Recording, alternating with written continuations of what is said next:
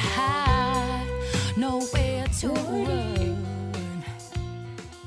It's ready. It's recording. Recording? Go, It's man. recording, Eddie. Alright, so where were we? So, now that we've gone into who we are, we would like to devote the rest of this podcast to an issue that has been all over the media for the past 2 months. That is the current refugee crisis. For this, I'll hand things over to Firat and Andrew. The first thing to mention is that the mainstream media refers to the refugee crisis as a European refugee crisis and not a Middle East refugee crisis or a global refugee crisis. As evidence of this, a Google search of European refugee crisis in quotation marks has 520,000 hits, whereas a Google search of Middle East refugee crisis has merely 22,000 hits. And global refugee crisis has 80,500 hits. I think it is important to point out that this is a very Eurocentric way of looking at the crisis. And that's the problem. Of course, the refugee crisis has affected Europe. Hundreds of thousands of people fleeing violence in the Middle East are making their way into Europe, and European governments and people need to figure out what to do about this. According to Democracy Now!, the UN expects 850,000 people to cross the Mediterranean into Europe in 2015 and 2016, and already 366,000 people have arrived in Europe this year. And you just fucked it up, man. You just totally fucked it up, man. That's part of the problem, isn't it?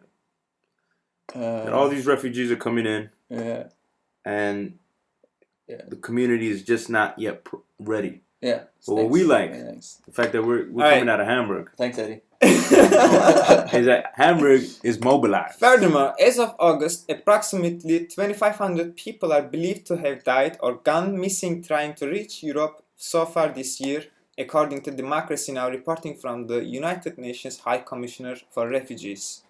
Quote, The latest figures available show that the number of refugees of concern to UNHCR in mid-2014 stood at 13 million refugees, up from a year earlier. A further 5.1 million registered refugees are looked after in some 60 camps in the Middle East by United Nations Relief and Works Agency for Palestine refugees in the Near East, which was set up in 1949 to care for displaced Palestinians. The refugees of concern to UNHCR are spread around the world, with half in Asia and some 28% in Africa. They live in widely varying conditions, from well-established camps and collective centers to makeshift shelters or living in the open. More than half of all refugees of concern to UNHCR live in urban areas. They all face three possible solutions: repatriation,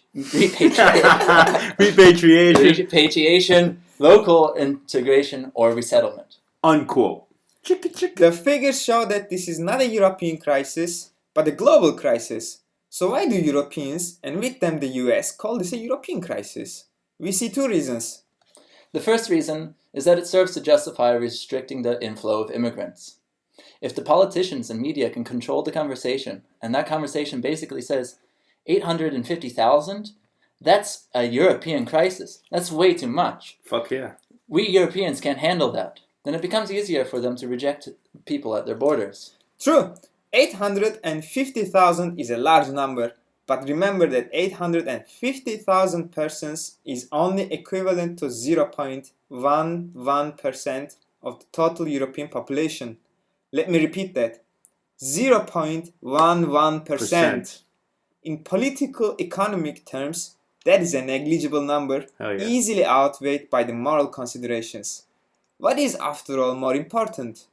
That Europeans maintain their standard of living, that they do not have to share their streets, their buildings, their schools filled with people with darker skin and a different religion? Or is it more important to reach out and, heaven forbid, help their fellow human beings? Heaven forbid. Of course, the former Heaven is forbid. more important It is. in the eyes of the politicians, the 1% and the media. After all, if we did the latter, it would raise questions of why don't we help people in our own countries. Mm-hmm. In fact, this question has already been raised, sadly, not by advocates for human rights, but by right-wing figures who are against taking in any refugees. Shit. We are not saying that this is what the 1% politicians and the media are thinking when they mention the European crisis.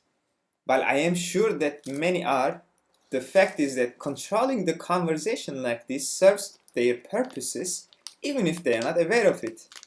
Remember that the 1% in Europe could single-handedly solve the crisis, give every single refugee a place to stay, For real. an education, a job, you name it, and the more. 1% will have more left over than they will know what to do with it.